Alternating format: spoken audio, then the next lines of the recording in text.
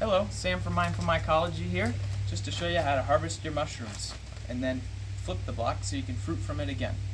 So we've got a bag here of oyster mushrooms. These are actually genetics that we got from a friend, Hunter of Middle Georgia Mushrooms.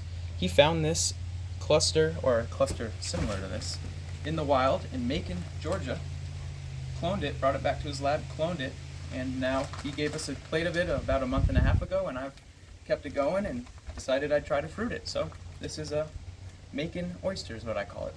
So the first thing you're going to want to do when you harvest mushrooms, a lot of people may think you get a knife and cut it, but the easiest way is you actually just grab the whole cluster and rock it back and forth like a baby, and it'll just pop right off. So I grab from the top and the bottom. You can grab from the sides, but this works best. See, just to rock it back and forth, and it popped right off. Very clean cut from the bag, which is great. You don't want to damage the bag or the mycelium, so that just popped right off. We've got a little bit of substrate, one little grain from our grain spawn, but that's it. And that came off really beautifully. You have the whole cluster right there. And so now we can actually fruit mushrooms from this bag again by doing a very simple step. You could fruit it from that same hole, but I don't recommend doing that. I recommend sealing up that hole and then just pretty much flipping the bag and doing the same process from our video that we've already done on how to prepare your grow kit. So that's taped up with some duct tape. It's pretty well sealed. I'm actually going to add one more piece of tape on there. There's a tiny hole. And I don't want, mushrooms are very good at finding holes to fruit from, so you really want to have it sealed up there. So that's sealed.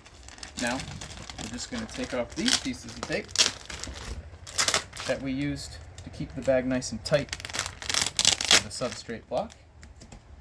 Just take the top, flip it,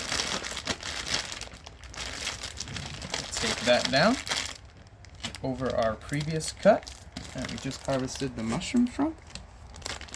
Very simple, very easy.